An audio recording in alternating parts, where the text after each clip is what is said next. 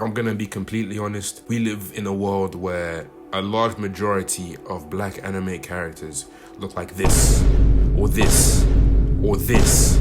And for the longest time, it's just been the excuse that Japan doesn't get to see different cultures of people, so they don't know what's up. And while that seemed like a decent excuse, that's all it is, an excuse.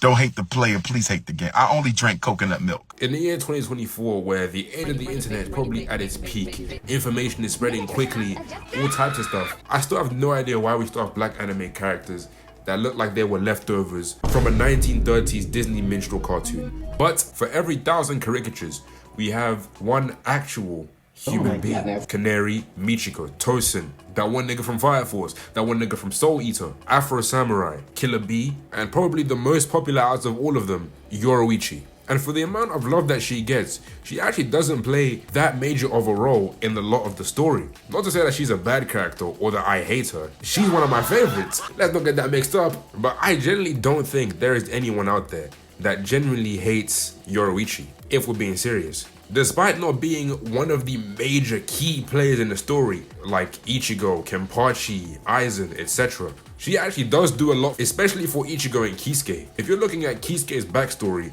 when he was falsely accused for holofying the Vizards, it was actually Yoruichi that saved him and got him out of there. And I'm pretty sure it was by her recommendation that Kisuke became a captain in the first place and basically started the research and development department, for better or worse. And even looking at Ichigo in the main story, I'm just gonna say it outright, I don't know if this is a hot take, but I think she is a much better sensei than Kisuke, if we're being real. From what I've seen from Kisuke, he's extremely shady and he never just outright tells you what he wants or what his goal is. He just does it and expects for it to happen. And if it doesn't, tough luck. Better luck next time, fuckboy. Like, we're talking one of Ichigo's earliest training methods from Kisuke was to literally throw him down a pit and have him get out of there by turning into a Soul Reaper, even though he couldn't at the time.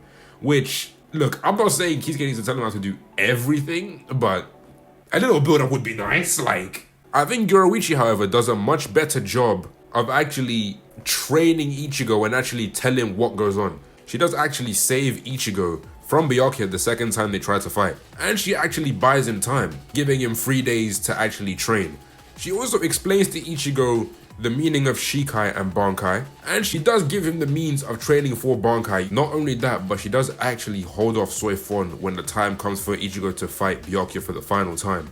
So as a sensei to Ichigo, I'll have to give her a lot more respect. Now, while we don't know much about Yoruichi, she's just outright cool as shit. There's no other way you can say it. I think people in general are just drawn to the cool characters. I'd probably group her in the same category as people like Zoro and Maki, but as someone who just exudes the level of aura, like, it's just, that's the best way I can really describe it. I personally wish we got to know a little bit more about Yoruichi, why she doesn't use a Zanpakuto, but the way it is right now, I don't really mind having this mysterious air around Yoruichi because I guess I'm just drawn to the mystery. I kind of enjoy when I don't know too much about something. And the final reason why people really love Yoruichi is none other than Give it to me! Give it to me!